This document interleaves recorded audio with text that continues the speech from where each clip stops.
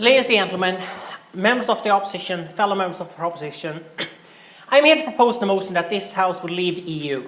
I would like to begin with a rebuttal. We hear from the first speaker that, well, Norway is doing fine because they have oil. First of all, Switzerland has the same arrangement Norway has, they don't have any oil. And second, oil makes up about 2 or 3% of Norway's GDP. It's not a very big sector. So, first of all, I would like to move on and continuing on what Daniel said about democracy. We need to ask ourselves, how come the EU is not a democracy? When you understand the answer to that question, you also understand why it can never be. Do you think when the EU was formed that it was, kind of like, they just forgot to add democracy by accident? Do you think it was like, you're baking a cake and you realize once it's in the oven that, oh my God, I forgot the egg, gosh darn it. Is that how it happened? No, they didn't add democracy because they didn't like democracy. The 20th century and the 19th century as well is a battle between the elite who dislike democracy and the masses who like it.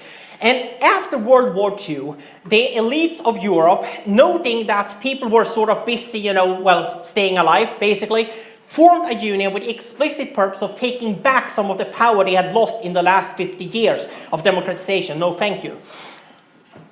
And that's also why, even in the Treaty of Rome, there is no such thing as democracy. It's not even mentioned. It's not dealt with. It's just assumed, we don't have to bother with the peasants, basically.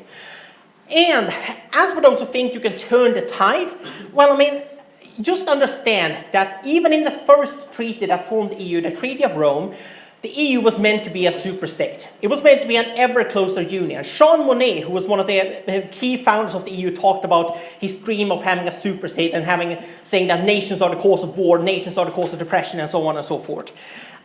It's always been that purpose, even though, yes, they started on a small scale with a coal and steel union, but the goal was there from the very beginning. Now, I have watched a lot of political debates. I'm a political geek since I was 10 years old, and the EU question is actually what drew me in.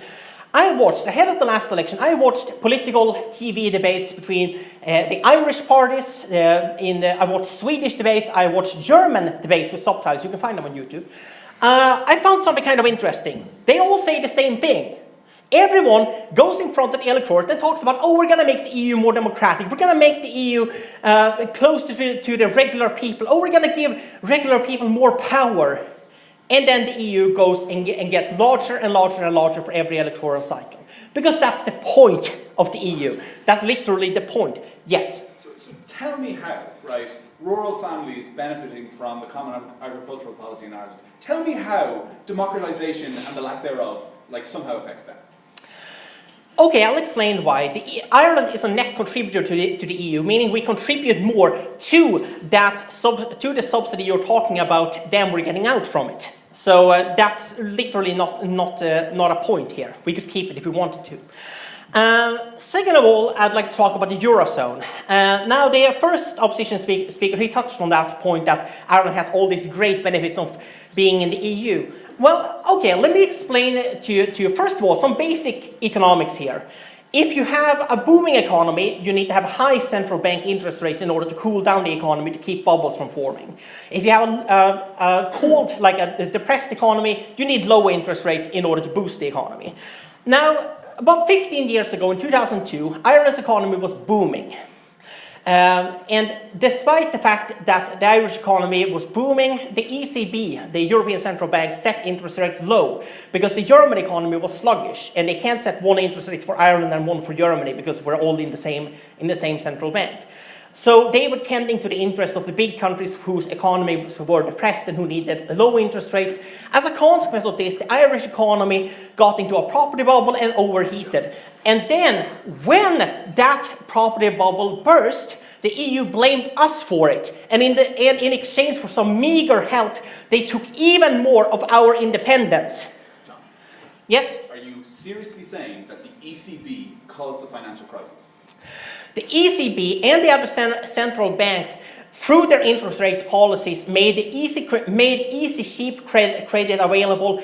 And since Ireland's economy was already booming, that caused too much credit into the economy. And that is what caused property prices to blow up, which, of course, when interest rates then had to go up, which they do eventually, that all came crashing down. And then the ECB and the EU blamed us, and the Troika used it as an excuse to cut our social services. And the thing is that if you look at the Irish economy today, okay, let's see. The Irish economy is booming, growing at close to 5%. Amazing. Property prices are, within 2 years, they'll be at the peak level of the Celtic Tiger. The ECB, interestingly, have set interest rates at close to 0 because the German economy is still growing at barely 2%. Is someone else starting to see a slight pattern here? See, Ireland is out of sync with the rest of the Eurozone.